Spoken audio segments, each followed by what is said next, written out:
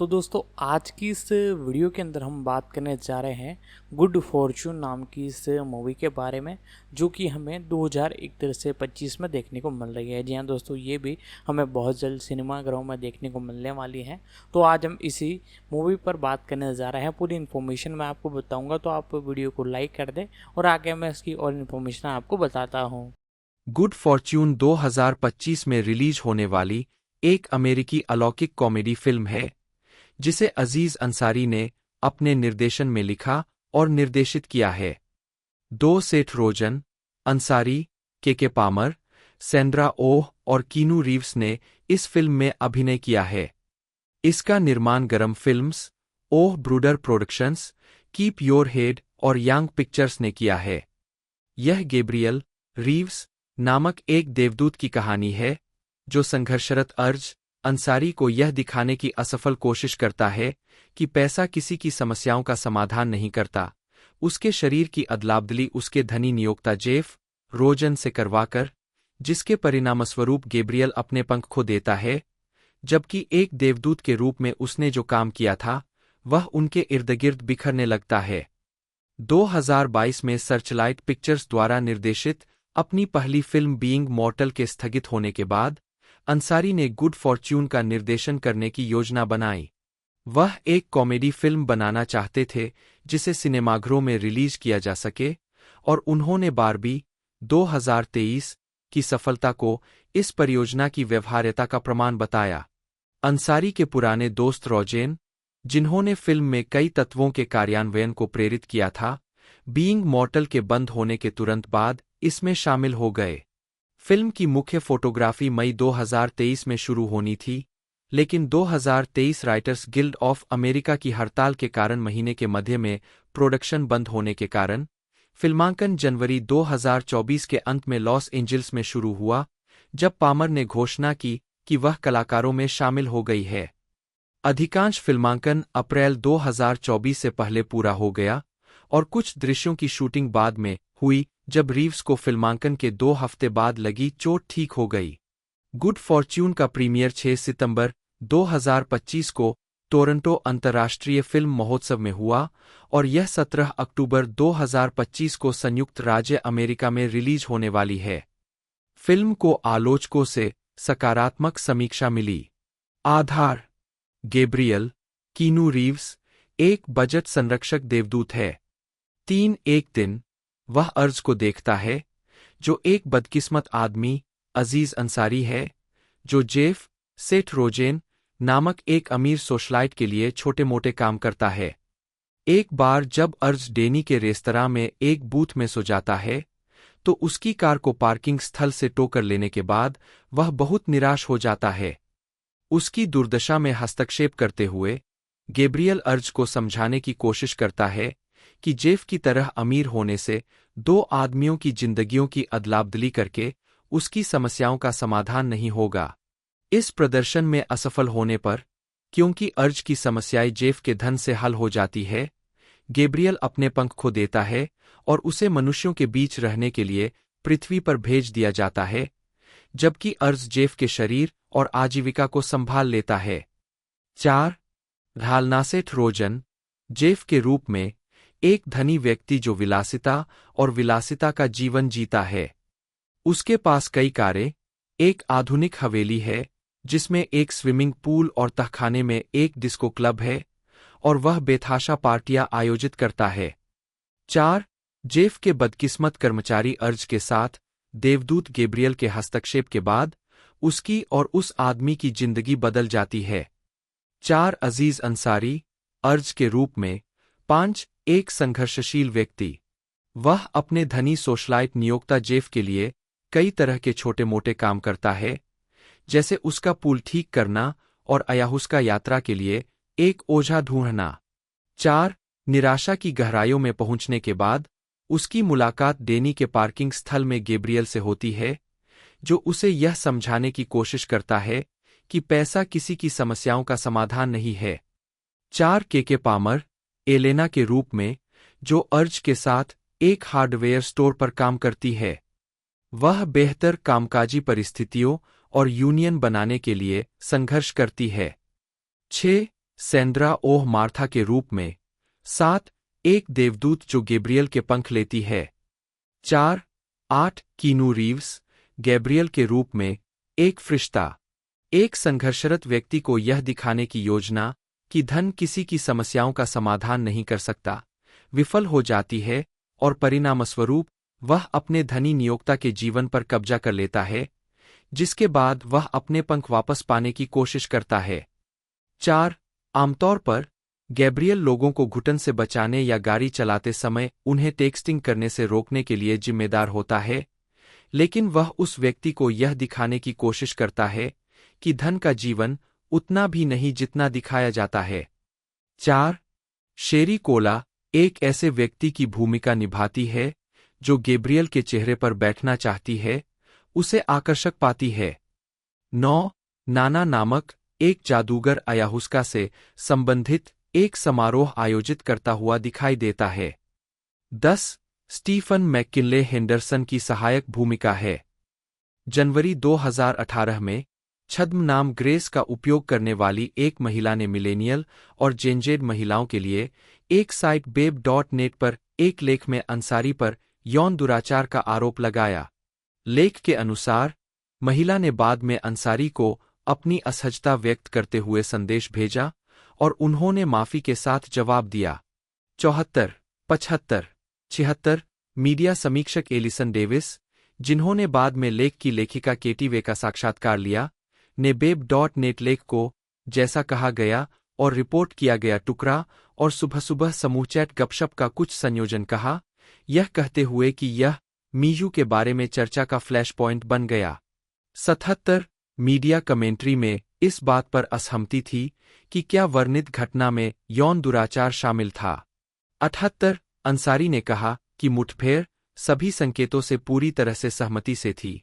79, 80, 81 अन्य लोगों ने कहा कि अंसारी के कार्यों में यौन दुराचार नहीं था और उनके आरोप लगाने वाले की कहानी यौन शोषण के खिलाफ मीयू आंदोलन को महत्वहीन बनाती है।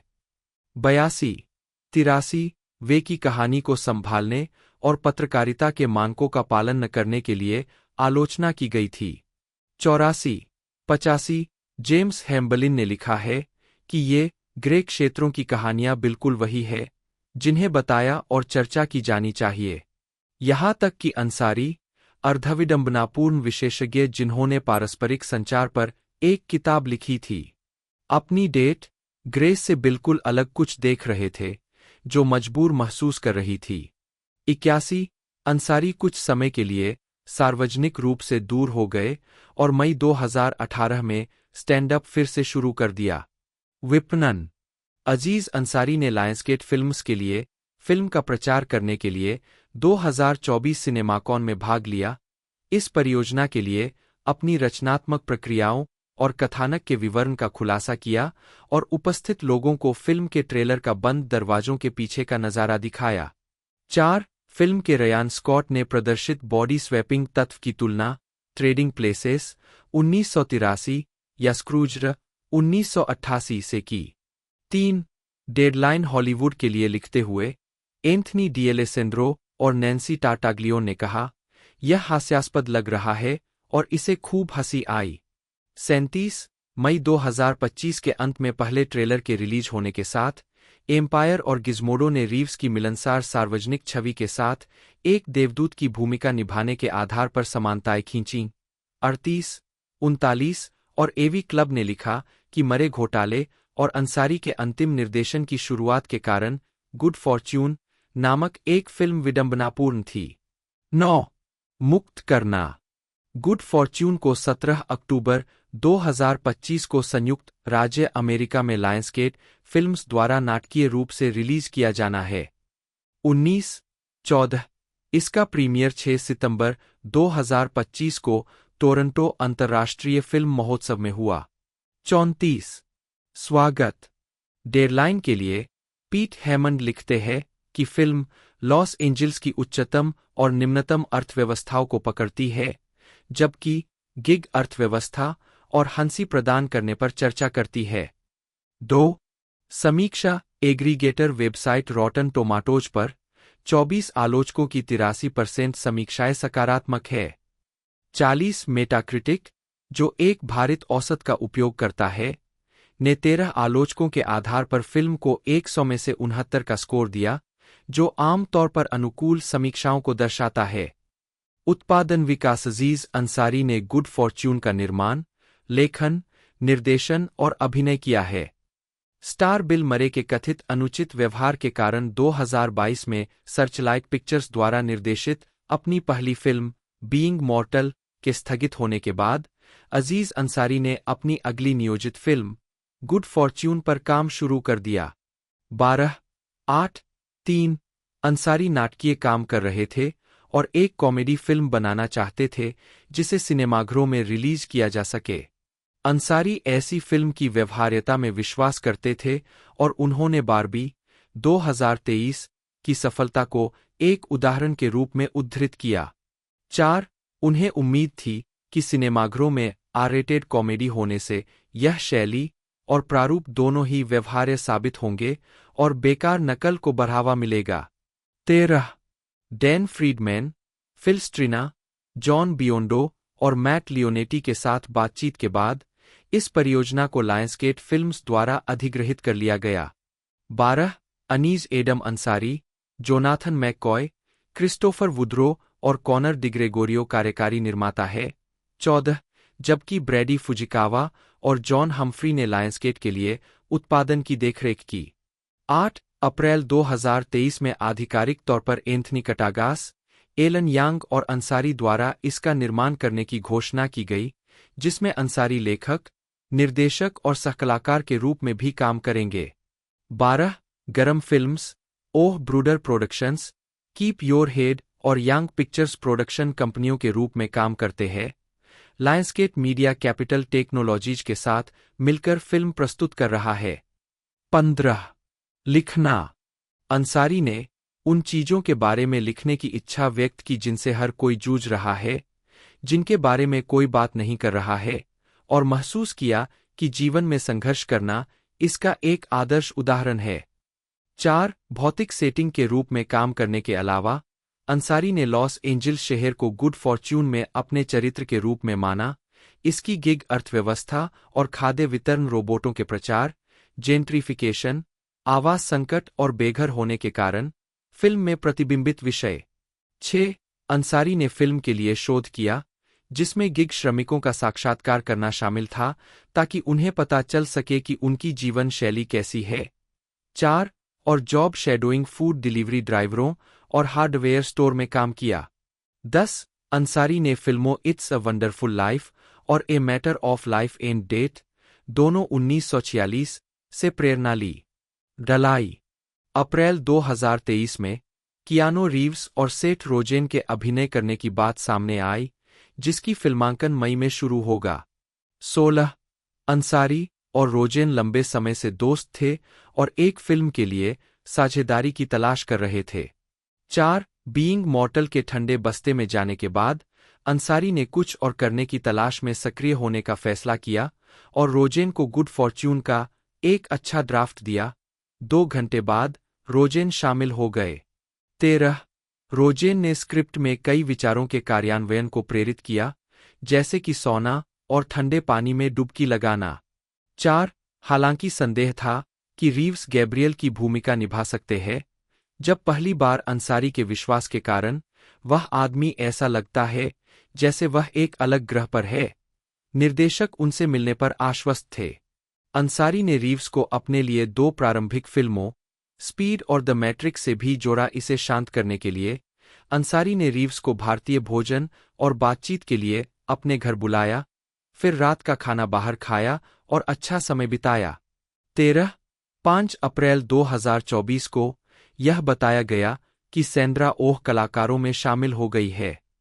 8 फिल्माने, मुख्य फोटोग्राफी 16 मई 2023 को लॉस एंजिल्स में शुरू होने की उम्मीद थी। 17-18 लेकिन 2023 राइटर्स गिल्ड ऑफ अमेरिका की हड़ताल के कारण अनिश्चितकाल के लिए देरी हो गई। 19-20 नवंबर 2023 में डेडलाइन हॉलीवुड ने बताया कि उत्पादन 2024 की शुरुआत में फिर से शुरू करने का लक्ष्य था। 21-25 जनवरी 2024 को के पामर ने एक इंस्टाग्राम पोस्ट में खुलासा किया कि अंसारी, रोजन और रीव्स के साथ फिल्मांकन शुरू हो गया था। 22-23 अन्य स्रोतों ने उनकी कास्टिंग की पुष्टि की। 24-25 लॉस एंजिल्स में स्टंट डबल के साथ छत के ऊपर एक रिग में हुक किए गए रीव्स के साथ फिल्मांकन फरवरी में हुआ। 26 ग्रिफिथ पार्क वेधशाला भी फिल्म में दिखाई देती है। 6 एडम न्यूपोर्ट बेरा ने छायाकार के रूप में काम किया। 27 सेट ब्रेक के दौरान बैसाखी पहने हुए रीव्स की एक तस्वीर। 23 शूटिंग के 2 हफ्ते बाद 28 बैसाखी के साथ सेट पर रीव्स की तस्वीरें और उनके बाएं घुटने पर एक आइस पैक ऑनलाइन प्रसारित हुआ। 29-23 उस समय यह स्पष्ट नहीं था कि चिकित्सा सहायता उनके किरदार के लिए पहनी गई थी या वास्तविक चोट के इलाज के लिए। 23 वायरल तस्वीरों ने कुछ वेबसाइटों को अभिनेता के स्वास्थ्य को लेकर अनिश्चितता की रिपोर्ट करने के लिए प्रेरित किया। 30-31 कुछ दिनों बाद रीव्स को बिना सहायता के सेट पर खड़ा देखा गया। 32 अप्रैल में 2024 सिनेमाकॉन में फिल्म के लिए अपने पैनल के दौरान एक साक्षात्कार में अंसारी ने मीडिया का ध्यान आकर्षित किया, यह देखते हुए कि #GetWellSoon तस्वीरों के जवाब में ट्रेंड कर रहा था। 4 उन्होंने स्पष्ट किया कि रीव्स ने फिल्मांकन के दौरान अपने घुटने की हड्डी तोड़ दी थी। 4 रीव्स ने बाद में स्टीफन कोलबर्ट के साथ द लेट शो के एक एपिसोड में स्पष्ट किया कि वह एक ठंडे पानी में डुबकी लगाने के बाद जल्दी से बाहर निकलते समय गिर गए थे और उन्होंने अपने पैर को पकड़ने के बाद अपने घुटने को जमीन पर चोट पहुंचाई, जिससे उनके पटेला में आलू के चिप की तरह दरार आ गई। 33 जिससे बहुत खून बह गया। 34 रीव्स के अगले प्रोजेक्ट आउटकम की मुख्य फोटोग्राफी 20 मार्च को शुरू होने तक अधिकांश फिल्मांकन पूरा हो चुका था। 35 जिसमें अंसारी ने विशेष रूप से नोट किया कि रीव्स के साथ सालसा नृत्य अनुक्रम के दृश्यों की शूटिंग बाकी थी। 28 रीव्स द्वारा अपने कलाकारों से बाहर होने के बाद फिल्माए गए रीशूट में से एक। 34 रीव्स वैसे भी दृश्यों की शूटिंग करना चाहते थे, लेकिन अंसारी और बाकी प्रोडक्शन ने अभिनेता के घुटने के ठीक होने तक देरी पर जोर दिया। 28 डैनियल हावर्थ ने संपादक के रूप में काम किया। 27 संगीत कार्टर बर्वेल को अगस्त 2024 तक स्कोर तैयार करने के लिए नियुक्त किया गया था। अंसारी ने 21 जनवरी 2017 को सैटरडे नाइट लाइव के एपिसोड की मेजबानी की और ऐसा करने वाले भारतीय मूल के पहले व्यक्ति बन गए। 45 फिल्मी करियर अंसारी ने कई फिल्मों में काम किया है, जिनमें get him to the Greek, I love you, man, 30 minutes और less, this is the end और ऑब्जर्वर एंड रिपोर्ट शामिल है। 2009 में अंसारी जूड अपाटो की फिल्म फनी पीपल में दिखाई दिए। अपाटो को अंसारी का किरदार रैंडी पसंद आया और उन्होंने उन्हें और ह्यूमन जायंट के सहयोगी जेसन वोलिनर को फिल्म के प्रचार के लिए उनके किरदार पर केंद्रित ऑनलाइन शॉर्ट्स बनाने का काम सौंपा। ये शॉर्ट्स सफल साबित हुए और यह किरदार उन फिल्म आइडिया का विषय बन गया जिसे अंसारी और वोलिनर अपाटो प्रोडक्शंस के लिए विकसित कर रहे हैं। विकास के 2 अन्य आइडियाज लेट्स डू दिस, जो 2 प्रेरक वक्ताओं के बारे में एक रोड मूवी है। 47 अप्रैल 2010 में यह घोषणा की गई कि अंसारी फिल्म 30 मिनट्स और लेस में अभिनय करेंगे। इस फिल्म का निर्देशन रूबेन फ्लेशर ने किया था और इसमें जेसी ईसेनबर्ग और मैकब्राइड ने सह-अभिनय किया था। यह फिल्म 12 अगस्त 2011 को रिलीज हुई थी। स्टैंड अप कॉमेडी 2012 टाइम 100 समारोह में अजीज अंसारी एक स्टैंड अप कॉमेडियन के रूप में दौरे करते हैं। 2006 और 2007 में उन्होंने कॉमेडियंस ऑफ कॉमेडी और फ्लाइट ऑफ द कॉनकॉर्ड्स के साथ दौरा किया। 2008 के अंत और 2009 की शुरुआत में उनका अपना comedy tour glow in the dark tour comedy central के लिए एक डीवीडी सीडी विशेष का आधार बना। Intimate moments for a sensual evening शीर्षक वाला यह सेट 17 जनवरी 2010 को प्रसारित हुआ। 48 अंसारी की कॉमेडी शैली उनके निजी जीवन के पहलुओं पर केंद्रित होती है। वे कहते हैं, मुझे अपने जीवन में चल रही चीजों के बारे में बात करना पसंद है क्योंकि वह हमेशा अलग और मौलिक होती है। कोई और मेरे निजी अनुभवों के बारे में बात नहीं करेगा। 49 जुलाई 2010 में अंसारी ने एक नया टूर, डेंजरसली डिलीशियस, शुरू किया, जो संयुक्त राज्य अमेरिका भर के सिनेमाघरों में दिखाया गया। इसमें बोनारू संगीत समारोह और न्यूयॉर्क शहर का कार्नेगी हॉल भी शामिल था। यह टूर जून 2011 में वाशिंगटन, डीसी के वार्नर थिएटर में एक विशेष कार्यक्रम, डेंजरसली डिलीशियस, की शूटिंग के साथ समाप्त हुआ। यह विशेष कार्यक्रम मार्च 2012 में उनकी वेबसाइट पर डाउनलोड या स्ट्रीम के लिए जारी किया गया था। 50 मार्च 2012 में अंसारी ने बरीड अलाइव नामक एक नए दौरे की घोषणा की, जिसकी तारीखें Q2 Q3 2012 के लिए निर्धारित थीं। 50 एक तीसरा stand up special, Aziz Ansari, buried alive, Philadelphia, Pennsylvania के मेरियम थिएटर में दौरे के दौरान फिल्माया गया था और 1 नवंबर 2013 को नेटफ्लिक्स पर प्रीमियर हुआ था। 51 उनका 2015 का special, Aziz Ansari, live at Madison Square garden, भी नेटफ्लिक्स पर प्रीमियर हुआ। फरवरी 2019 में अंसारी ने द रोड टू नोवहेयर नामक एक नया स्टैंड अप टूर शुरू किया, जो यौन दुराचार के आरोपों और मीडिया की प्रतिक्रिया के बाद उनकी आधिकारिक सार्वजनिक वापसी थी, जिसने 2018 में उनके करियर को 1 साल के अंतराल पर डाल दिया था। 52 यह प्रदर्शन पिछले वर्ष की घटनाओं की प्रतिक्रिया थी और सांस्कृतिक विनियोग, नस्लवाद से लेकर यौन दुराचार तक के विषयों को छुआ। 53 उनकी अगली comedy special Aziz Ansari, right now 9 जुलाई 2019 को रिलीज हुई। उसके बाद अजीज अंसारी, नाइट क्लब कॉमेडियन, 25 जनवरी 2022 को रिलीज हुई। 53 मई 2019 में अंसारी ने ऑस्टिन, टेक्सास के पैरामाउंट थिएटर में 3 शो के लिए डेव चैपल के साथ मिलकर काम किया। 55 लिखना, अंसारी की पुस्तक मॉडर्न रोमांस एन इन्वेस्टिगेशन 16 जून 2015 को जारी की गई थी। यह पुस्तक आधुनिक दुनिया में डेटिंग के हास्यपूर्ण नुकसानों के बारे में है और समाजशास्त्री एरिक क्लिनबर्ग के साथ लिखी गई थी। 56 रास्ते पर लाने वाला, फरवरी 2022 में अंसारी बिल मरे, के पामर और सेठ रोजेन अभिनीत बीइंग मोर्टल नामक एक ड्रामेडी फिल्म के साथ अपने फीचर निर्देशन की शुरुआत करने के लिए तैयार थे। 57 यह 2014 में प्रकाशित सर्जन अतुल गावंडे की नॉन फिक्शन किताब being mortar, medicine and what matters in the end का रूपांतरण है। 58 अप्रैल 2022 में सेठ पर मरे द्वारा अनुचित व्यवहार की शिकायत के कारण फिल्म का निर्माण रोक दिया गया था। 59 द हॉलीवुड रिपोर्टर के अनुसार अंसारी की दूसरी परियोजना गुड फॉर्च्यून का फिल्मांकन मई 2023 में शुरू होने वाला था, लेकिन 2023 राइटर्स गिल्ड ऑफ अमेरिका की हड़ताल के कारण अनिश्चितकाल के लिए देरी हो गई। 61 यह फिल्म अंसारी द्वारा लिखी और निर्देशित की जा रही है। 27 जनवरी 2024 में इस परियोजना का अंसारी, रोजन, रीव्स और पामर के साथ फिल्मांकन शुरू होने का खुलासा हुआ। 62 व्यक्तिगत जीवन, अंसारी का पालन पोषण एक मुस्लिम परिवार में हुआ। 63 लेकिन उन्होंने ट्विटर पर खुद को धार्मिक नहीं बताया है।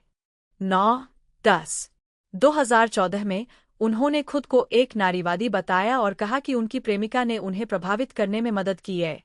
अंसारी ने मास्टर ऑफ नन में नारीवाद पर आधारित एक एपिसोड, लेडीज एंड जेंटलमैन, भी शामिल किया। 2015 में उन्होंने इस एपिसोड की सार्थकता के बारे में बात करते हुए कहा, मुझे लगा कि यह दिलचस्प है कि ऐसा हो रहा है, फिर भी बहुत से लोग इसके बारे में नहीं जानते। और समस्या यह है कि लोग इसके बारे में बात नहीं कर रहे हैं। एक पुरुष के तौर पर मैंने जो सीखा है वह यह है कि महिलाओं से सवाल पूछें और उनकी बात सुनें। अपनी महिला मित्रों के समूह में जाइए और उनसे पूछिए कि उन्होंने अपने कार्यस्थल पर कब कब लैंगिक भेदभाव का अनुभव किया है, और वे जो कुछ भी बताएंगी उससे आप दंग रह जाएंगे। 65 अंसारी, एरिक वेयरहेम और जेसन वोलिनर ने मिलकर द फूड क्लब नाम से एक संस्था बनाई थी, जिसमें वे सूट और कैप्टन एल्ट पहनकर रेस्टोरेंट्स को फूड क्लब की पट्टिकाएं देते थे। पट्टिकाओं पर उनके चेहरों के साथ ये शब्द उकेरे गए हैं, फूड क्लब ने यहाँ भोजन किया है और इसे पट्टिका के योग्य माना है।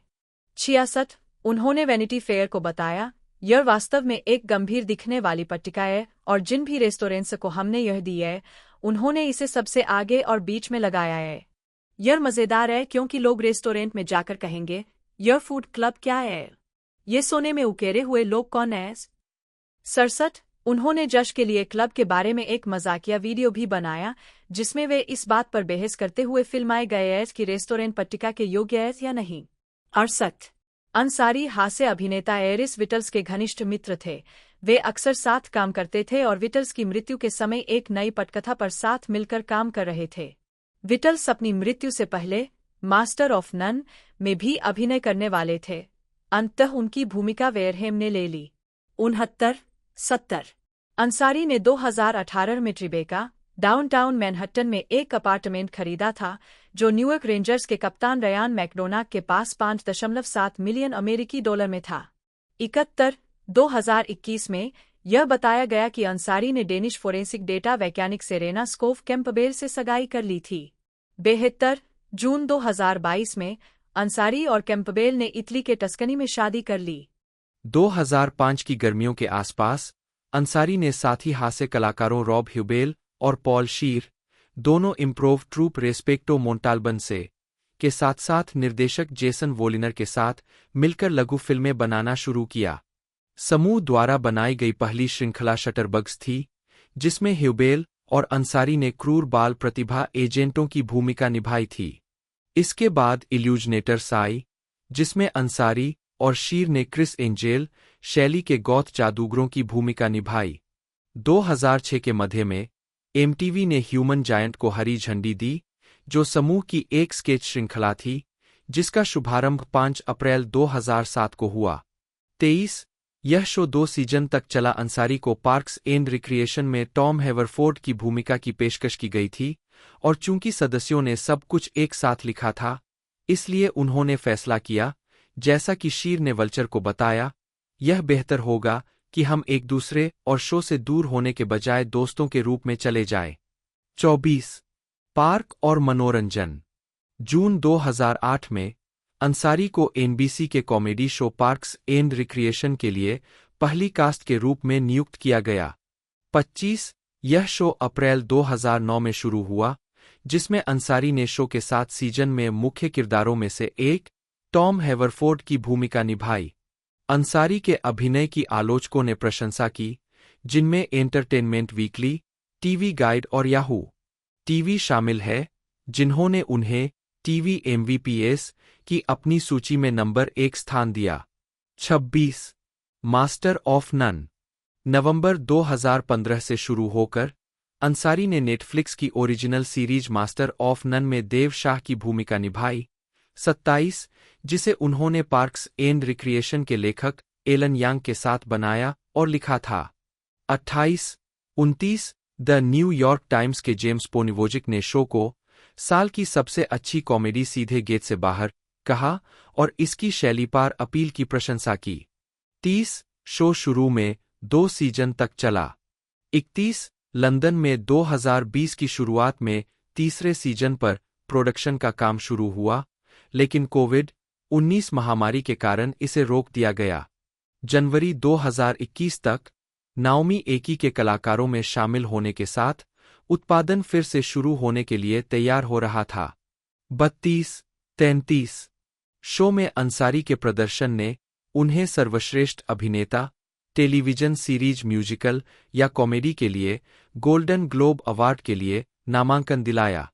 36 श्रृंखला ने 2016 में 4 एमी नामांकन अर्जित किए। उत्कृष्ट कॉमेडी श्रृंखला। 37 अंसारी और यांग के लिए कॉमेडी श्रृंखला के लिए उत्कृष्ट लेखन और कॉमेडी श्रृंखला के लिए उत्कृष्ट निर्देशन और अंसारी के लिए कॉमेडी श्रृंखला में उत्कृष्ट मुख्य अभिनेता। यांग और अंसारी ने पेरेंट्स एपिसोड के लिए कॉमेडी श्रृंखला के लिए उत्कृष्ट लेखन के लिए एमी जीता। 38 यांग और अंसारी को श्रृंखला के लिए मई 2016 में पीबॉडी पुरस्कार से भी सम्मानित किया गया। 39-40 2018 में अंसारी ने इस शो के लिए टीवी कॉमेडी में सर्वश्रेष्ठ अभिनेता का गोल्डन ग्लोब जीता। इससे वह टेलीविजन में अभिनय के लिए गोल्डन ग्लोब जीतने वाले पहले एशियाई अमेरिकी अभिनेता बन गए। 41 42 43 3 अन्य टेलीविजन कार्य 71वें वार्षिक पीबॉडी पुरस्कार समारोह 2012 में Aziz Ansari. Parks and recreation में अपने काम के अलावा Ansari HBO series flight of the Conchords 25 में एक सनकी और पूर्वाग्रही फल विक्रेता की भूमिका में दिखाई दिए। ABC सिटकॉम स्क्रब्स के 8वें सीजन में उन्होंने अस्पताल में एक नए प्रशिक्षु एड की भूमिका निभाई। अंसारी के किरदार को शो से हटा दिया गया ताकि वह पार्क्स एंड रिक्रिएशन में काम कर सकें। अंसारी ने एनिमेटेड कॉमेडी बॉब्स बर्गर्स में डैरिल की भूमिका भी निभाई है। अगस्त 2011 में अंसारी ने जेजेड और कान्ये वेस्ट के सहयोगी एल्बम वॉच द थ्रोन के संगीत वीडियो ओटिस में एक कैमियो उपस्थिति दर्ज कराई। 44 अजीज इस्माइल अंसारी 1/एनेसाराई/अहंसरी, जन्म 23 फरवरी 1983, एक अमेरिकी अभिनेता, हास्य अभिनेता और फिल्म निर्माता है। उन्होंने NBC series parks and recreation 2009 से 2015 में टॉम हैवरफोर्ड की भूमिका निभाई और Netflix series Master of None 2015 से 2021 का निर्माण और अभिनय किया, जिसके लिए उन्होंने कई अभिनय और लेखन पुरस्कार जीते, जिनमें 2 एम्मी और 1 गोल्डन ग्लोब शामिल है, जो किसी एशियाई अमेरिकी अभिनेता द्वारा टेलीविजन पर अभिनय के लिए प्राप्त पहला पुरस्कार था। 2, 3, 4 अंसारी ने 2000 में NYU स्टर्न में छात्र रहते हुए न्यूयॉर्क शहर में कॉमेडी करना शुरू किया। बाद में उन्होंने MTV के sketch comedy show human giant का सहनिर्माण और अभिनय किया, जिसके बाद उन्होंने कई फीचर फिल्मों में अभिनय किया। 2009 से 2015 तक अंसारी ने NBC के सिटकॉम पार्क्स एंड रिक्रिएशन में टॉम हैवरफोर्ड की भूमिका निभाई। 2015 में अंसारी ने नेटफ्लिक्स की समीक्षकों द्वारा प्रशंसित सीरीज मास्टर ऑफ नन के पहले 2 सीजन का सहनिर्माण और अभिनय किया, जिसके लिए उन्होंने एक लेखक और निर्देशक के रूप में भी काम किया। स्टैंड अप कॉमेडियन के रूप में अंसारी ने जनवरी 2010 में कॉमेडी सेंट्रल रिकॉर्ड्स पर अपना पहला comedy special intimate moments for a sensual evening जारी किया। वह दौरे पर और नेटफ्लिक्स पर स्टैंड अप करना जारी रखते हैं। उनकी पहली पुस्तक मॉडर्न रोमांस एन इन्वेस्टिगेशन जून 2015 में जारी की गई थी। उन्हें 2016 में टाइम 100 सबसे प्रभावशाली लोगों की सूची में शामिल किया गया था। 5 जुलाई 2019 में अंसारी ने अपना 5वां comedy special Aziz Ansari right now जारी किया, जिसे सर्वश्रेष्ठ कॉमेडी एल्बम के लिए ग्रैमी पुरस्कार के लिए नामांकित किया गया था। 6 2021 में नेटफ्लिक्स ने Master of None presents moments in love जारी किया। प्रारंभिक जीवन अजीज अंसारी का जन्म कोलंबिया, दक्षिण कैरोलिना में तमिलनाडु राज्य से आए भारतीय प्रवासियों के घर हुआ था। उनके माता-पिता तमिल मुसलमान हैं। 7, 8 हालांकि अंसारी स्वयं गैरधार्मिक है। 9, 10 उनका एक छोटा भाई अनीज एडम अंसारी है, जो उनसे 7 साल छोटा है। 11 अनीज एक लेखक भी है और उन्होंने अपने भाई के साथ मास्टर ऑफ नन का एक एपिसोड लिखा है। 12, 13, 14 अंसारी बेनेत्सविले, दक्षिण कैरोलिना में पलेब्रे। 15 जहां उन्होंने मार्लबोरो अकादमी के साथ साथ दक्षिण Carolina governor school for science and mathematics में भी पढ़ाई की। 16 उन्होंने 2004 में New York university stern school of business से मार्केटिंग में बैचलर ऑफ बिजनेस की डिग्री हासिल की। 17, 18 उनकी मां फातिमा एक प्रसूति एवं स्त्री रोग विशेषज्ञ है और उनके पिता शौकत एक गैस्ट्रोएंटेरोलॉजिस्ट है। 18, 19, 20 उनके माता-पिता दोनों मास्टर ऑफ नन के पहले 2 सीजन में दिखाई दिए थे। आजीविका कैरियर का आरंभ अंसारी अक्सर अपराइट सिटीजन्स ब्रिगेड थिएटर में परफॉर्म करते थे, साथ ही इनवाइट देम अप जैसे साप्ताहिक शो में भी। 2005 में रोलिंग स्टोन ने उन्हें हॉट स्टैंड अप के लिए अपनी वार्षिक हॉट लिस्ट में शामिल किया। 21 और उन्होंने कोलोराडो के एस्पेन में HBO के 2006 US कॉमेडी आर्ट्स फेस्टिवल में बेस्ट स्टैंड अप के लिए जूरी अवार्ड जीता। निर्देशन और निर्माण पार्क्स एंड रिक्रिएशन के लिए यांग ने 2 एपिसोड निर्देशित किए। न्यू बिगिनिंग्स 2014, सीजन 6, एपिसोड 11 और स्विंग वोट 2013, सीजन 5, एपिसोड 21। वह कभी कभी एंडी के बैंड माउस रैट के बेसिस्ट के रूप में भी दिखाई दिए। 2017 में यांग ने जेजेड संगीत वीडियो मूनलाइट का निर्देशन किया, जिसमें शो फ्रेंड्स को पूरी तरह से अश्वेत कलाकारों के साथ दिखाया गया था। 17 वह मास्टर ऑफ नन के कार्यकारी निर्माता, पार्क्स एंड रिक्रिएशन के सहकार्यकारी निर्माता, पर्यवेक्षक निर्माता, निर्माता और सहनिर्माता, डेट एंड स्विच 2014 के कार्यकारी निर्माता, South Park episode Miss Teacher Bangs a Boy 2006 के सलाहकार निर्माता, Funny or Die short film Parks and Recreation is the Wu Tang of Comedy 2010 के निर्माता और Last Call with Carson Daly के सहयोगी निर्माता थे। उन्होंने 2007 MTV मूवी अवार्ड्स के लिए सलाहकार के रूप में काम किया। यांग ने अमेजन सीरीज फॉरएवर का सहनिर्माण और कार्यकारी निर्माण किया, जो एक विवाहित जोड़े और यांग के गृहनगर कैलिफोर्निया के रिवरसाइड में उनके कारनामों के बारे में एक ड्रामा कॉमेडी है। 18 यांग लिटिल अमेरिका के एक कार्यकारी निर्माता भी थे, एक ऐसा शो जिसे वे ब्लैक मिरर की तरह बताते हैं, लेकिन सुपरडार्क साइंस फिक्शन कहानियों के बजाय यह अप्रवासी कहानियां हैं। 18 अन्य कार्य वह शेफ डेविड चांग के दोस्त है और नेटफ्लिक्स की नॉन फिक्शन ओरिजिनल सीरीज अगली डिलीशियस के एपिसोड फ्राइड राइस में शामिल थे, जहां उन्होंने चीनी व्यंजनों पर चर्चा की थी। 29 नवंबर 2020 को यांग ने Who Wants to Be a Millionaire में डेविड चांग की विशेषज्ञ लाइफलाइन के रूप में काम किया और चांग को दक्षिणी स्मोक फाउंडेशन चैरिटी के लिए 1,000,000 का शीर्ष पुरस्कार जीत। एलन माइकल यांग, चीनी, जन्म 22 अगस्त 1983, एक अमेरिकी पटकथा लेखक, निर्माता और निर्देशक है। वह NBC sitcom parks and recreation के लेखक और निर्माता थे, जिसके लिए उन्हें अपना पहला एमी नामांकन मिला था। अजीज अंसारी के साथ यांग ने Netflix series Master of None का सहनिर्माण किया, जिसे पीबॉडी पुरस्कार से सम्मानित किया गया। 2016 में 68वें एमी अवार्ड्स में यांग और अंसारी मास्टर ऑफ नन के लिए कॉमेडी सीरीज के लिए उत्कृष्ट लेखन का एमी जीतने वाले एशियाई मूल के पहले लेखक बने, जिसे उत्कृष्ट कॉमेडी सीरीज के लिए भी नामांकित किया गया था। 2018 में यांग ने अमेजन वीडियो सीरीज फॉरएवर का सह निर्माण किया। प्रारंभिक जीवन और शिक्षा यांग का जन्म और पालन पोषण दक्षिणी कैलिफोर्निया में हुआ था। उनके माता पिता मूल रूप से ताइवान के थे। उनके पिता एक सेवानिवृत्त चिकित्सक है और उनकी मां एक हाई स्कूल में गणित की शिक्षिका थीं। 2 यांग ने कैलिफोर्निया के रिवरसाइड स्थित रिवरसाइड पॉली हाई स्कूल में पढ़ाई की। 3 यांग ने हार्वर्ड विश्वविद्यालय से जीव विज्ञान में स्नातक की उपाधि प्राप्त की और 20 वर्ष की आयु में स्नातक की उपाधि प्राप्त की। उन्होंने कॉलेज की हास्य पत्रिका द हार्वर्ड लैम्पून के लिए लिखा, जहां उन्होंने पहली बार कॉमेडी करना शुरू किया।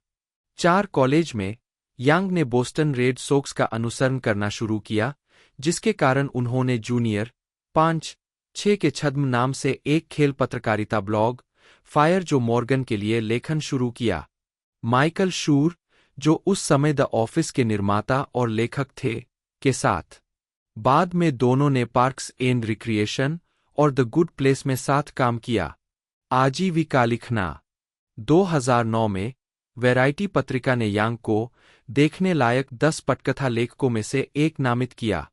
7 उन्होंने 2008 में तत्कालीन आगामी NBC comedy parks and recreation के लिए एक स्टाफ लेखक के रूप में नौकरी पाने से पहले कार्सन डेली और साउथ पार्क के साथ लास्ट कॉल पर काम किया। उस नौकरी शुरू होने से पहले 6 महीनों के दौरान उन्होंने 2 पटकथाएं लिखीं, व्हाइट डैड और गे ड्यूड। 7 व्हाइट डैड को 2008 में सोनी को बेच दिया गया था। 8 और गे ड्यूड हॉलीवुड की ब्लैकलिस्ट में था। 2011 में लायंसगेट फिल्म्स को बेचे जाने से पहले और 2014 में डेट एंड स्विच के रूप में रिलीज हुई, जिसमें निकोलस ब्रॉन और डकोटा जॉनसन ने अभिनय किया था। 9 2012 में यांग ने पिता पुत्र के रिश्ते पर एक सिटकॉम लिखना शुरू किया।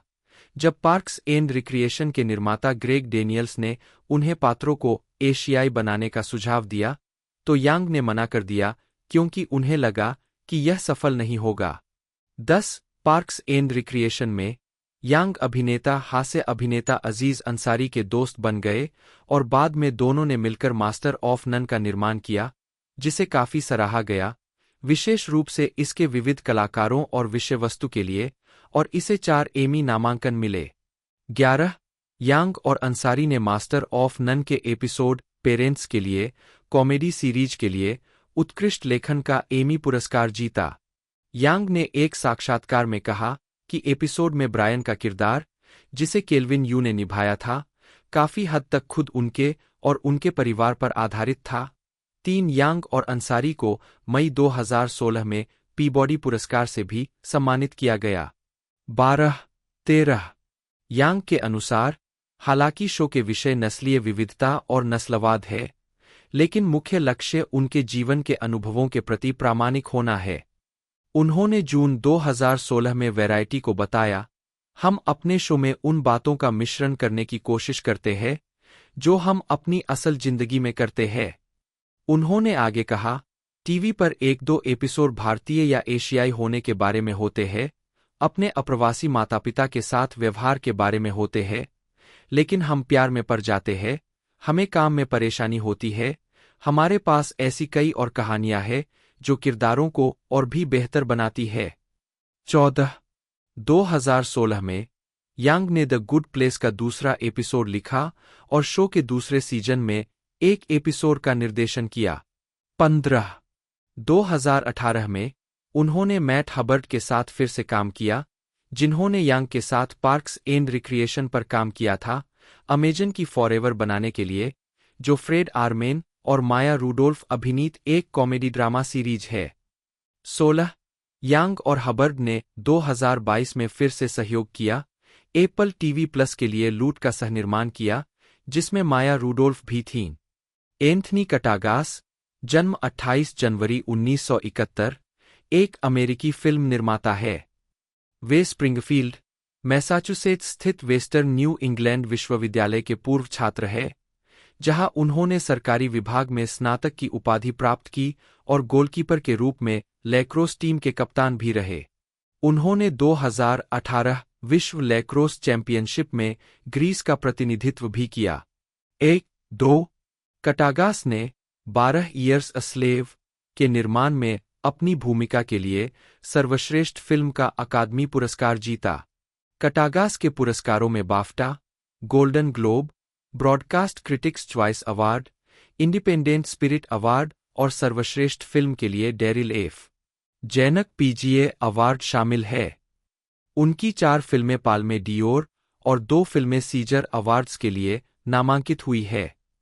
उनकी फिल्मों को DGA, SAG, national board of review, Gotham awards, New York film critics, Los Angeles film critics से नामांकन या पुरस्कार मिले हैं और फिल्म में उपलब्धियों के लिए प्रतिष्ठित एएफआई सूची में भी शामिल है। 1999 में कटागास ने अपने गृहनगर न्यूयॉर्क शहर में स्वतंत्र फिल्मों के निर्माण के लिए कीप योर हेड प्रोडक्शंस की शुरुआत की। कीप योर हेड प्रोडक्शंस के जरिए उन्होंने माइकल अल्मेरेडा की फिल्मों का निर्माण किया है। Happy here and now, IFC films 2001, this so called disaster, IFC films 2002, William Eggleston in the real world, Palm pictures 2005 और Cymbeline, Benaroya pictures 2014।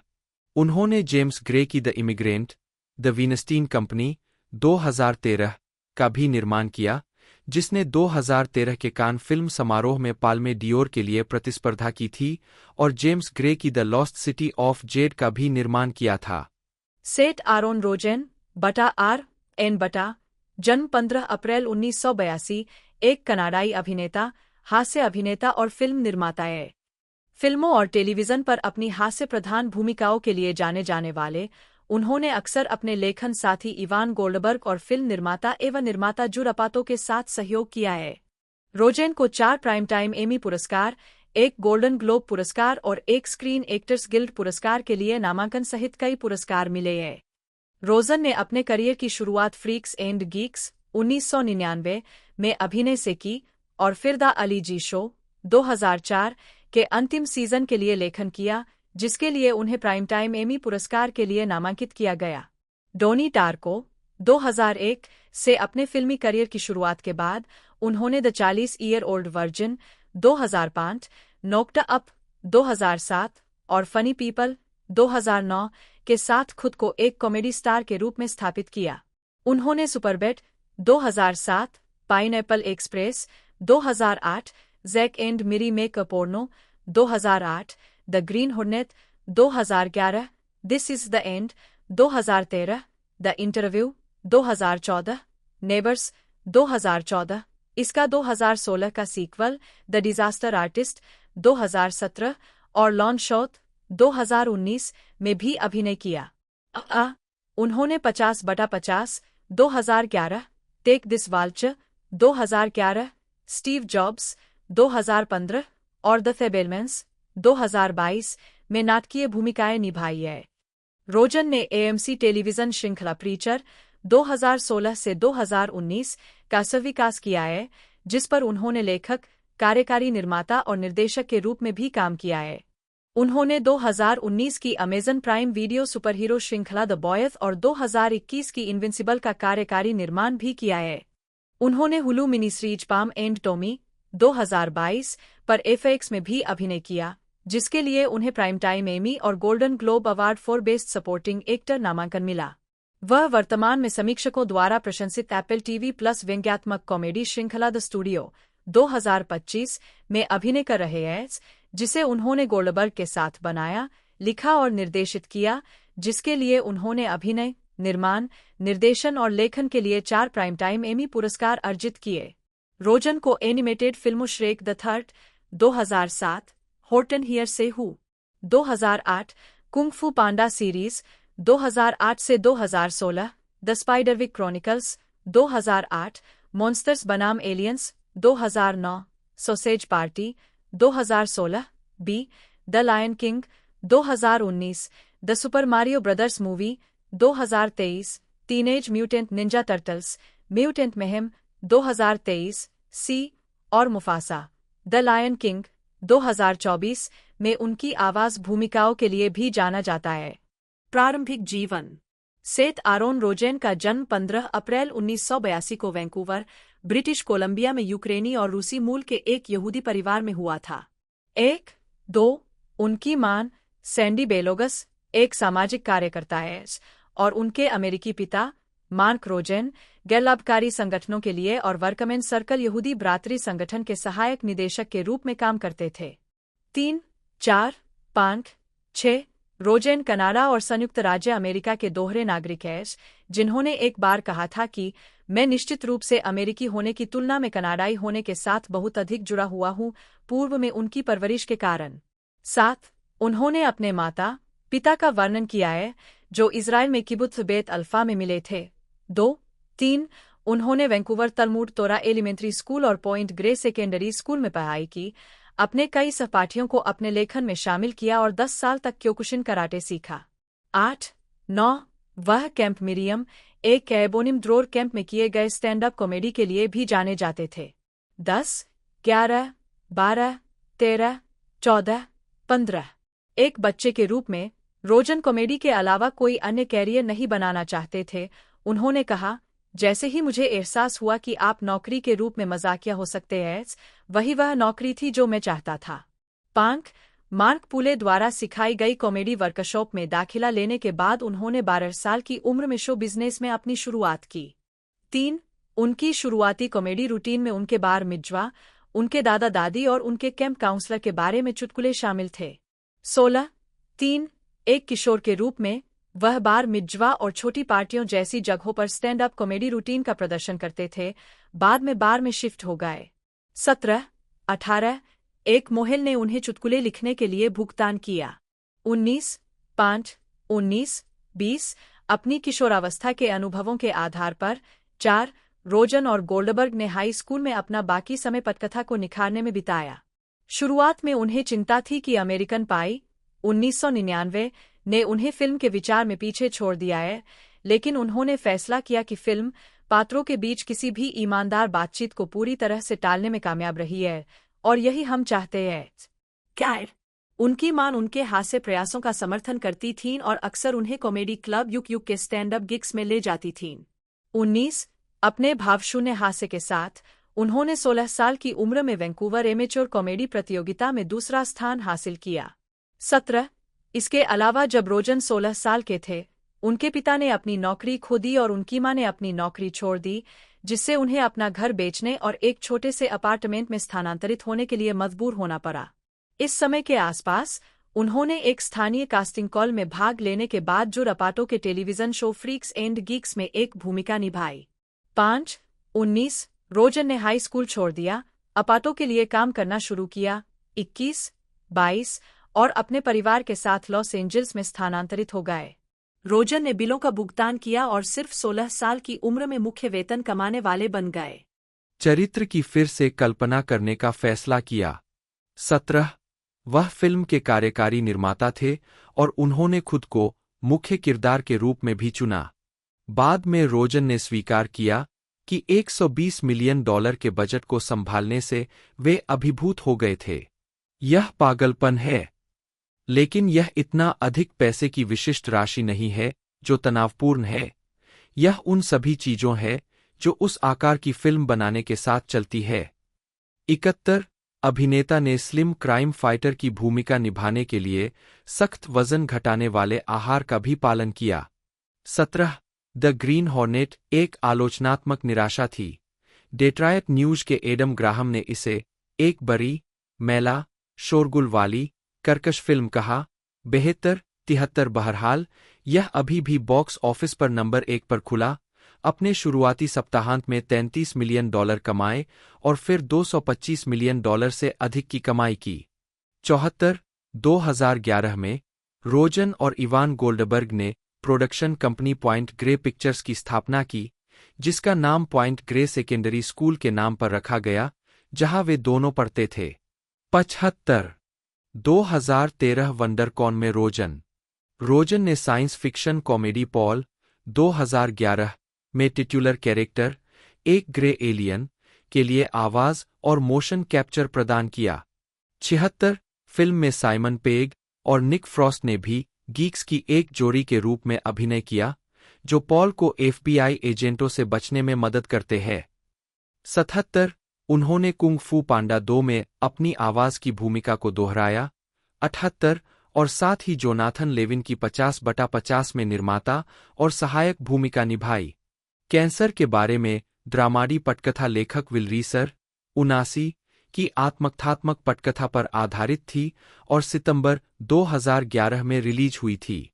Drama take this वाल्च 2011 की उनकी चौथी फिल्म। 80 2011 से 2015 तक रोजन ने सिटकॉम द लीग में एक लाइब्रेरियन और पोर्नोग्राफर डर्टी रैंडी की भूमिका निभाई। इसके अलावा 2 एपिसोड भी लिखे।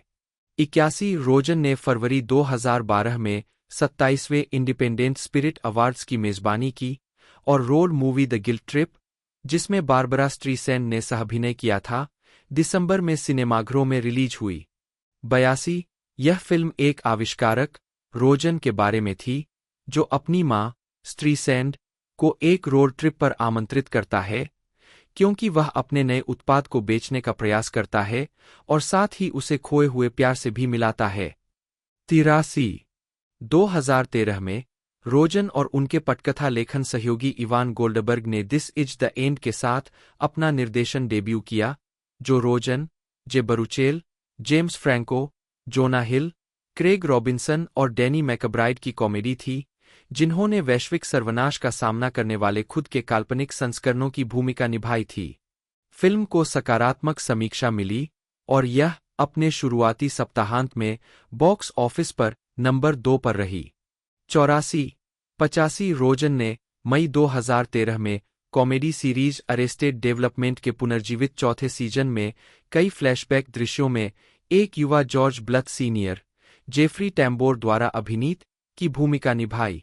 86 उन्होंने ब्लेक जे हैरिस द्वारा 2014 की पुस्तक कंसोल वॉर्स, सेगा, निंटेंडो, जिसका प्रीमियर मई 2016 में एएमसी पर हुआ।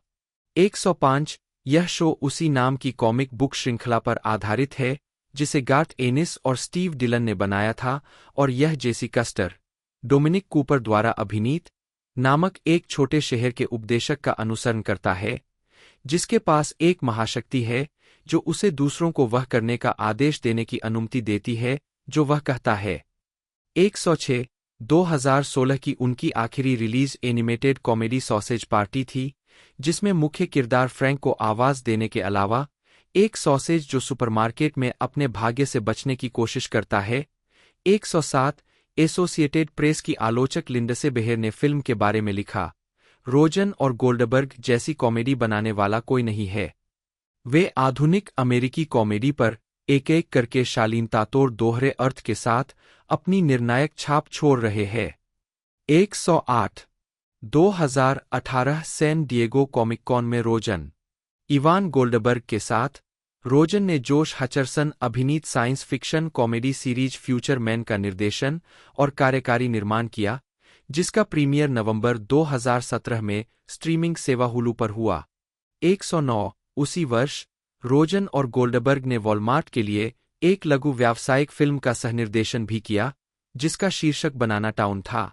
110 और रोजन ने फ्रैंको द्वारा निर्देशित फिल्म द डिजास्टर आर्टिस्ट में द रूम के निर्देशक और स्टार टॉमी विस्सू, जेम्स फ्रैंको द्वारा अभिनीत के स्क्रिप्ट पर्यवेक्षक सैंडी शक्लेयर का किरदार निभाया जो इसी नाम की किताब पर आधारित है जो 2003 की फिल्म द रूम के निर्माण का वर्णन करती है। 111 रोजन, हिलारिटी फॉर चैरिटी के संस्थापक के रूप में। 112 छठा कार्यक्रम अप्रैल 2018 में स्ट्रीमिंग सेवा नेटफ्लिक्स के माध्यम से प्रसारित किया गया था। 112 जुलाई 2018 में यह घोषणा की गई थी कि रोजन को अपने मूल वैंकूवर के ट्रांसलिंक ट्रांजिट सिस्टम 113 और टोरंटो के टोरंटो ट्रांजिट कमीशन में सार्वजनिक सेवा घोषणाओं की आवाज उठानी थी। 114 रोजन ने अपनी पत्नी लॉरेन मिलर द्वारा निर्देशित 2018 की कॉमेडी ड्रामा लाइक फादर में बेल के किरदार की प्रेम रुचि के रूप में क्रिस्टन बेल और केल्सी ग्रामर के साथ सहअभिनय किया। 115 2019 में रोजन ने रोमांटिक कॉमेडी लॉन्ग शॉट में चार्लीज थेरॉन के साथ अभिनय किया। 2019 में रोजन ने animated musical film The Lion King 1994 के 2019 रीमेक में सहअभिनय किया। 117 वॉर्थोग पुम्बा को आवाज दी जो फिल्म के नायक सिम्बा को अपने दोस्त टिमोन के साथ बचाता है जिसे क्रमशः डोनाल्ड ग्लोवर और बिली आइशर ने आवाज दी थी। 118 उन्होंने फिल्म में 3 गाने गाए जिन्हें साउंड ट्रैक रिलीज में शामिल किया गया था। 119 रोजन ने कहा कि एक अभिनेता के रूप में मुझे नहीं लगता कि मैं हर भूमिका के लिए सही हूं। ऐसी बहुत सी भूमिकाएं हैं जिनके लिए मुझे नहीं लगता कि मैं उन फिल्मों में भी सही हूं जो मैं बना रहा हूं, लेकिन पुम्बा एक ऐसी फिल्म थी जिसके बारे में मुझे पता था कि मैं अच्छा कर सकता हूं। 120 इसे आलोचकों से औसत प्रतिक्रिया मिली। 122 123 2019 में रोजन ने यूनिवर्सल पिक्चर्स के लिए जैकब ट्रेम्बले अभिनीत कॉमेडी गुड बॉयज और टेलीविजन शो द बॉयज और ब्लैक मंडे का भी निर्माण किया और गोल्डबर्ग के साथ बाद वाले शो के पायलट का निर्देशन किया। 124 2021 में उन्होंने एनिमेटेड सीरीज इनविंसिबल में एलन द एलियन को आवाज दी जिसमें वे निर्माता भी है। रोजन ने 2014 में जेम्स फ्रैंको की फिल्म जीरोविले के लिए दृश्य में प्रचारित मीडिया हस्ती के बीच नशे में एक रात के स्टैंड के नतीजों का अनुसरण करती है जिसके परिणामस्वरूप एक अनचाहा गर्भधारण होता है। द 40-ईयर-ओल्ड वर्जिन को पूरा करने पर अपाटो ने संभावित मुख्य भूमिकाओं के लिए रोजन से संपर्क किया था, लेकिन अभिनेता ने कई उच्च अवधारणा वाले विज्ञान कथा विचारों का सुझाव दिया। अपाटो के इस बात पर जोर देने के बाद कि वह वास्तविक जीवन की स्थितियों में बेहतर काम करेंगे, दोनों इस प्रोडक्शन की आकस्मिक गर्भावस्था की अवधारणा पर सहमत हुए। 36 रोजन ने हीगल के साथ सेक्स दृश्यों की शूटिंग को नर्वस करने वाला कहा, $37-38-30 मिलियन के बजट पर बनी और 1 जून को रिलीज हुई। नॉक्ड अप एक आलोचनात्मक और व्यावसायिक हिट थी, जिसने समीक्षा एग्रीगेटर रॉटन टोमाटोज पर 90% की अनुमोदन रेटिंग प्राप्त की और $219 मिलियन की कमाई की। 39-40 रोजन को भी अनुकूल समीक्षा मिली। 41-42 उस वर्ष बाद में, उन्होंने सुपरबैड में एक गैरजिम्मेदार पुलिस अधिकारी के रूप में सहायक भूमिका निभाई, जिसे उन्होंने अपने लेखन साथी इवान गोल्डबर्ग के साथ लिखा था और अपाटो द्वारा सहनिर्मित किया गया था। माइकल सेरा और जोना हिल मुख्य भूमिकाओं की शुरुआत करते हैं। 2 किशोर सबसे अच्छे दोस्त जिनकी पार्टी की योजना गलत हो जाती है, उन पर आधारित है। 4 आलोचकों ने फिल्म और इसके लेखन को बहुत प्रामाणिक पाया। 44 इसके बाद रोजन ने animated film Shrek the third में एक मुखर कैमियो उपस्थिति दर्ज की, जो 2007 में ही रिलीज हुई। 45 और अक्टूबर 2007 में सैटरडे नाइट लाइव की मेजबानी की। 46 2008 में रोजन की परियोजनाओं में जिमी हेवर्ट की हॉटन हियर्स ए हू शामिल थी, जो डॉसीज की किताब पर आधारित एक एनिमेटेड फिल्म थी, जिसमें रोजन ने मॉर्टन द माउस की आवाज दी थी। 47 और फंतासी फिल्म द स्पाइडरविक क्रॉनिकल्स, जिसमें उन्होंने एक हॉबगोब्लिन की आवाज दी थी। 48 इसके अतिरिक्त उन्होंने ड्रिलबिट टेलर का सहलेखन भी किया, जिसका निर्माण भी अपाटो ने किया था और जिसमें ओवेन विल्सन ने बेघर शीर्षक चरित्र की भूमिका निभाई थी।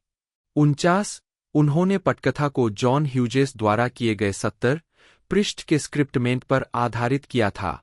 50 फिल्म को आलोचकों द्वारा खराब बताया गया था, जिन्होंने सोचा था कि इसका कथानक एक वयस्क व्यक्ति 3 बच्चों का अंगरक्षक बन जाता है और उनके गुंडों को पीटता है, का कोई फोकस नहीं था और यह बहुत लंबा था।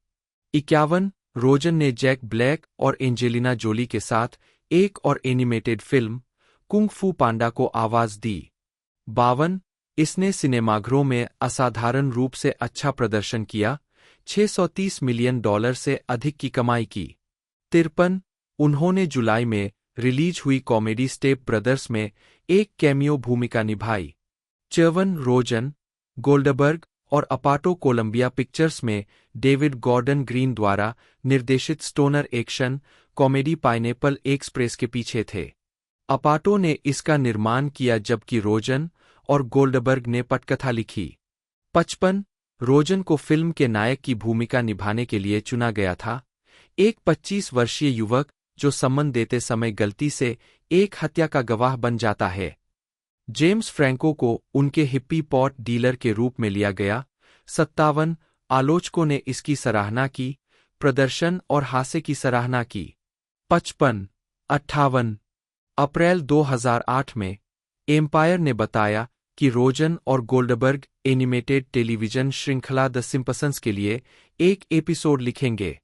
59 उन्होंने एपिसोड में एक पात्र को आवाज भी दी। 60 जिसका शीर्षक होमर द वॉपर था, जिसने 21वें सीजन की शुरुआत की।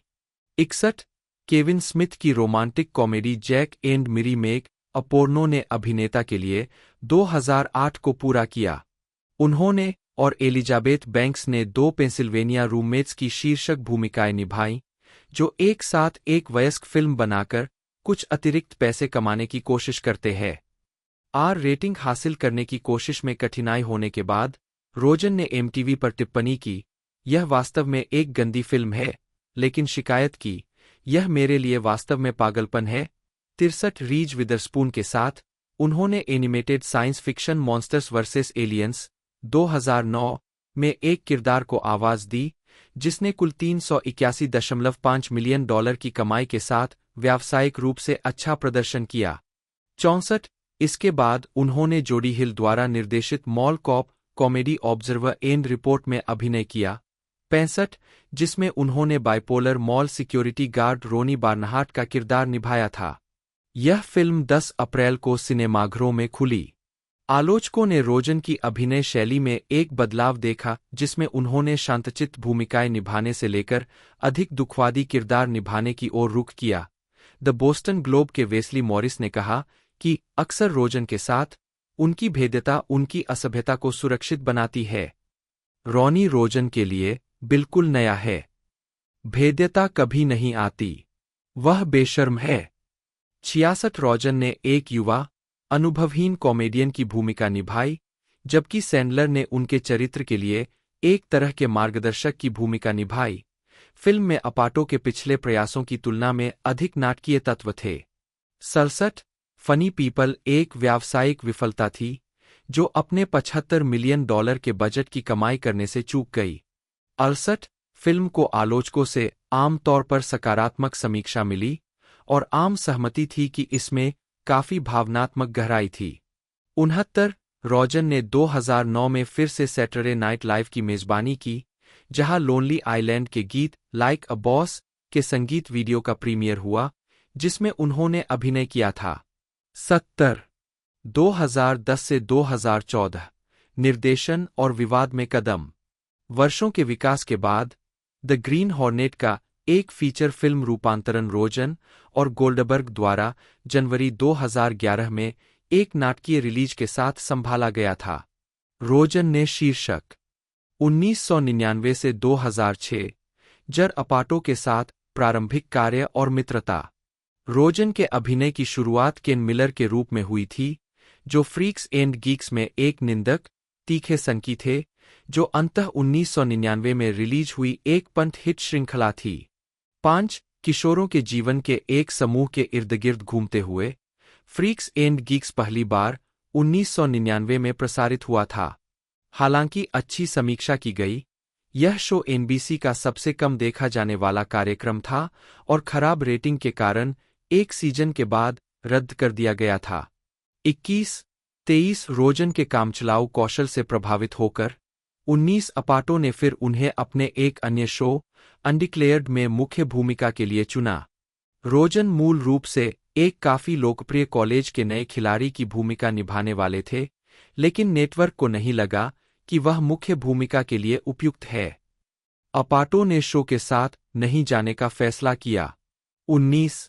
2002 में शो के रद्द होने के बाद रोजन को कई ऑडिशन नहीं मिले, जो उनके लिए परेशान करने वाला नहीं था, क्योंकि उन्होंने हमेशा सोचा था कि वह एक लेखक के रूप में बेहतर सफलता हासिल करेंगे।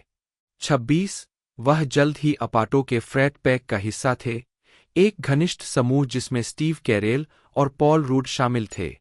17 एक वयस्क व्यक्ति द्वारा किशोर रोजन के साथ इतना समय बिताने की अजीबता के बारे में अपाटो ने कहा, मैं ऐसा कॉमेडी प्रशंसक हूं कि भले ही वह 16 साल का है, मुझे पता है कि मैं उन लोगों में से एक के साथ घूम रहा हूं जो महान कॉमेडियन में से एक बनने जा रहा है।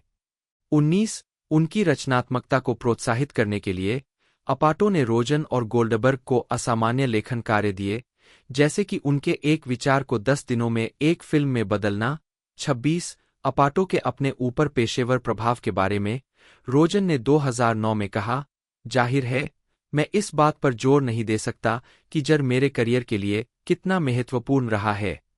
17 डॉनी डार्को 2001 और anchorman the legend of Ron Burgundy 2004 में रोजन की भूमिकाएं थीं।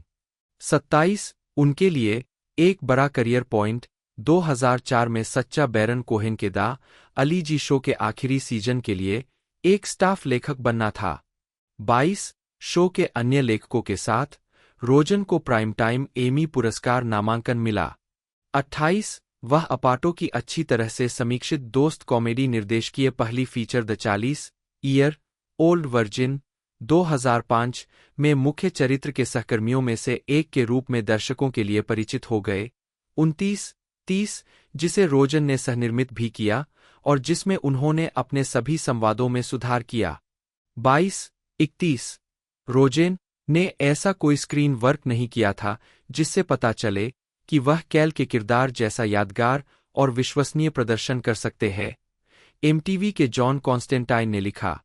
27 बोस्टन ग्लोब के समीक्षक वेस्ली मॉरिस ने लिखा कि सहकलाकार रूर और रोमानी माल्को के साथ रोजेन अपने आप में बहुत मजेदार थे।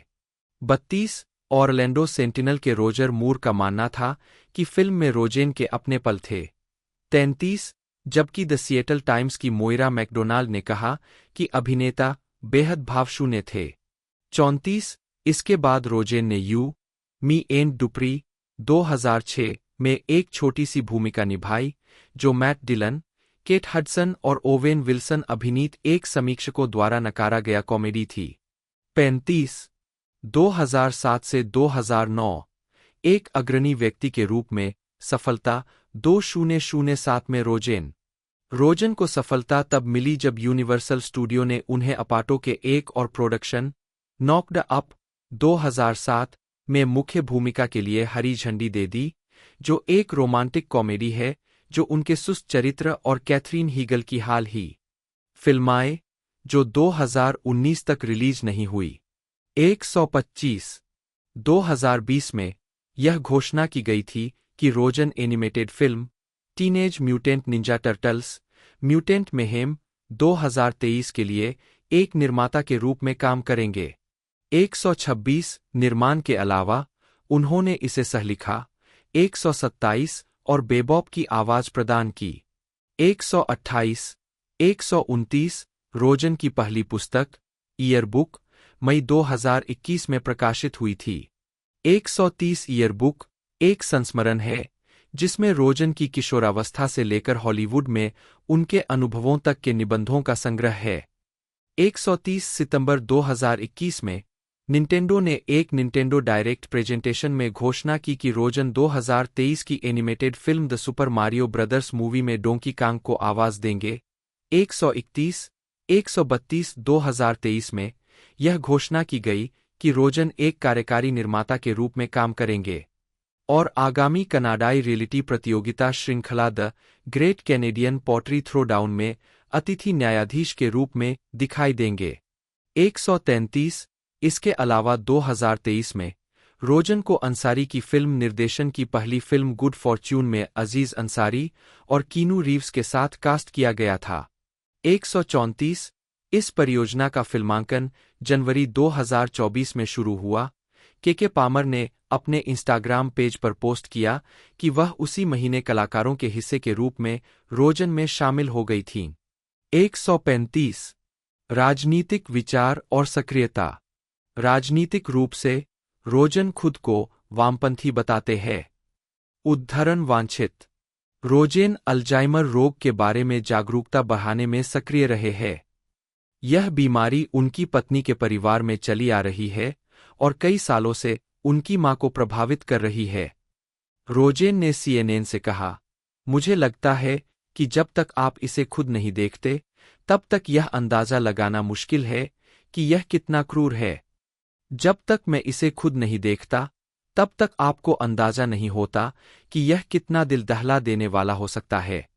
136 साक्षात्कार के दौरान उन्होंने बताया कि कैसे वह अपनी सास के लिए भावनात्मक रूप से सहायक और यथासंभव उनके साथ रहने की कोशिश करते हैं। उन्होंने और लॉरेन दोनों ने लैरी किंग के साथ एक Larry king special unthinkable the Alzheimer's epidemic के लिए बात की, जो अप्रैल 2011 में प्रसारित हुआ था। 136 रोजन ने 26 फरवरी 2014 को श्रम, स्वास्थ्य और मानव सेवा पर संयुक्त राज्य अमेरिका की सीनेट विनियोजन उपसमिति के समक्ष इस बीमारी और अपने दान के बारे में गवाही दी। 137 रोजन ने मिलेनियल पीढ़ी के बीच बदलाव को प्रेरित करने और अल्जाइमर रोग के बारे में जागरूकता बढ़ाने के लिए हिलारिटी फॉर चैरिटी आंदोलन शुरू किया। 138 रोजन और उनकी पत्नी ने वरिष्ठ नागरिकों को घर पर मुफ्त देखभाल प्रदान करने के लिए होम इंस्टेड सीनियर केयर के साथ अल्जाइमर और डिमेशिया केयर ग्रांट प्रोग्राम भी शुरू किया। 139 25 फरवरी 2016 को रोजन और मिलर को जागरूकता बढ़ाने और हिलारिटी फॉर चैरिटी के माध्यम से अल्जाइमर रोग अनुसंधान के लिए धन जुटाने के उनके काम के लिए यूनाइट 4 ह्यूमैनिटी से यूनाइट 2 गेटहर सम्मान से सम्मानित किया गया। रोजन LGBT प्राइड मंथ और संयुक्त राज्य अमेरिका के सुप्रीम कोर्ट के फैसले का जश्न मनाने वाले बर लाइट के एक विज्ञापन में दिखाई दिए, जिसमें समानलिंग वाले जोड़ों को शादी करने का अधिकार दिया गया था। 141 रोजन वर्मोंट विश्वविद्यालय में पाई कप्पा अल्फा बिरादरी लैम्ब्रा डेल्टा चैप्टर के सदस्य है। अप्रैल 2017 में उनके हिलारिटी फॉर चैरिटी आंदोलन के लिए परिसर में चौथी बार बोले गए हैं। इस तथ्य को अक्सर नज़रअंदाज कर दिया जाता है कि इज़राइल ने फ़िलिस्तीनी ज़मीन पर एक यहूदी राज्य की स्थापना की थी, और लोगों को शायद ही कभी बताया जाता है कि इसके अलावा वहाँ लोग फ़िलिस्तीनी रहते थे। 154 रोजेन ने बाद में विस्तार से बताया, मुझे लगता है कि मजाक में इस पर बातचीत करना थोड़ा मुश्किल है, और शायद अब मैं इस पर गौर करके कहूँ, ओह, अब जब हमने इस पर मजाक किया है, तो शायद हम कुछ बातें स्पष्ट कर सकें ताकि लोग यह न सोचें कि मुझे लगता है कि इज़राइल का अस्तित्व ही नहीं होना चाहिए। और मैं एक यहूदी व्यक्ति होने के नाते यहूदी लोगों के आहत होने के प्रति संवेदनशील हूँ, और मैं इस बात के प्रति भी संवेदनशील हूँ कि यहूदी लोग यह सोचें कि मैं एक गौरवान्वित यहूदी व्यक्ति नहीं हूँ, जो कि मैं हूँ। सच कहूँ तो मुझे लगता है कि यहूदी होने पर मेरा गर्व और एक यहूदी व्यक्ति के रूप में मेरी गहरी पहचान ने शायद मुझे यह महसूस कराया कि मैं बिना किसी संदर्भ के बातें कह पा रहा हूँ जितना शायद मुझे उन्हें देना चाहिए। आप समझ रहे हैं न? और मैं यहूदियों की इस सोच के प्रति भी संवेदनशील हूँ कि मुझे नहीं लगता कि इज़राइल का अस्तित्व नहीं होना चाहिए। सिख, और यह कि बहुत सारे यहूदी लोग जीवित हैं जो इज़राइल के बिना नहीं रह सकते। और मेरे माता पिता इज़राइल में मिले थे, मैं कई बार इज़राइल गया हूँ। 155 ब्रेकथ्रू पुरस्कार के 2025 समारोह के दौरान एडवर्ड नॉर्टन के साथ भौतिकी पुरस्कार प्रदान कर रहे रोजन ने दूसरे डोनाल्ड ट्रंप प्रशासन की विज्ञान नीति के बारे में कुछ अनस्क्रिप्टेड चुटकुलों से ध्यान आकर्षित किया। वे ब्रेकथ्रू पुरस्कार से जुड़े तकनीकी कुलीनतंत्र के कुछ आंकड़ों को निशाना बनाते दिखे। 156 उन्होंने कहा कि यह आश्चर्यजनक है कि इस कमरे में अन्य लोगों ने एक ऐसे व्यक्ति को चुनने का समर्थन किया जिसने पिछले हफ्ते अकेले ही अमेरिकी विज्ञान को नष्ट कर दिया, और यह आश्चर्यजनक है कि आप $320 मिलियन और आरएफ के जूनियर के साथ कितनी तेजी से अच्छे विज्ञान को नष्ट कर सकते हैं। 157 टिप्पणियों को यूट्यूब प्रसारण से हटा दिया गया था, जो एक हफ्ते बाद प्रसारित हुआ। 158 व्यक्तिगत जीवन 2012 में 69वें वार्षिक गोल्डन ग्लोब अवार्ड्स में रोजन अपनी पत्नी लॉरेन मिलर के साथ। रोजन ने 2004 में लेखिका और अभिनेत्री लॉरेन मिलर को डेट करना शुरू किया। उनकी मुलाकात तब हुई जब वह द अली जी शो में काम कर रहे थे। 29 सितंबर 2010 को उनकी सगाई हुई। 159 और 2 अक्टूबर 2011 को कैलिफोर्निया के सोनोमा काउंटी में उन्होंने शादी कर ली। 160 मिलर ने रोजन की कुछ फिल्मों में छोटी ऑनस्क्रीन भूमिकाएं निभाई है। 161 उन्होंने कहा है कि वे बच्चे पैदा करने की योजना नहीं बना रहे हैं। 162 रोजन ने अपने दोस्त इवान गोल्डबर्ग के साथ टोरंटो, ओंटारियो में एक कैनबिस ब्रांड बनाया। 163 2017 में अपनी पत्नी के साथ मिट्टी के बर्तनों की कक्षाओं में भाग लेने के बाद उन्होंने सिरेमिक बनाना शुरू किया। 164 वह कलाकार केनेथ प्राइस को अपनी प्रेरणा मानते हैं। रोजन ने 2014 में तीसरी बार सैटरडे नाइट लाइव की मेजबानी की। 88 उस मई में रोजन ने नेबर्स में रोज बायर्न और जैक एफ्रॉन के साथ अभिनय किया, जिसे निकोलस स्टोलर ने निर्देशित किया था। फिल्म में रोजन और बायर्न एक ऐसे जोड़े का किरदार निभाते हैं जो अगले दरवाजे पर रहने वाले एफ्रॉन के चरित्र के नेतृत्व वाली एक बिरादरी के साथ संघर्ष में आ जाता है। 89 यह फिल्म रोजन की सबसे ज्यादा कमाई करने वाली गैर एनिमेटेड फिल्म बन गई, जिसने वैश्विक स्तर पर $270 मिलियन से अधिक की कमाई की। 90 रोजन और इवान गोल्डबर्ग ने एक्शन कॉमेडी द इंटरव्यू की कहानी का सहनिर्देशन और सहलेखन किया, जिसमें रोजन और जेम्स फ्रेंको ने पत्रकारों की एक जोड़ी के रूप में अभिनय किया। जून 2014 में उत्तर कोरिया ने द इंटरव्यू पर प्रतिबंध नहीं लगाने पर संयुक्त राज्य अमेरिका पर निर्दयी प्रतिशोध की धमकी दी, फिल्म को युद्ध की कार्रवाई और आतंकवाद का एक अनियंत्रित कृत्य करार दिया और रोजन को खुद एक गैंगस्टर फिल्म निर्माता कहा। 91 दिसंबर में सोनी पिक्चर्स ने घोषणा की कि वह स्टूडियो पर साइबर हमले के बाद फिल्म की रिलीज को रद्द कर रहा है, कथित तौर पर उत्तर कोरिया से जुड़ा हुआ है और बाद में किम जोंग उन द्वारा धमकी दी गई है।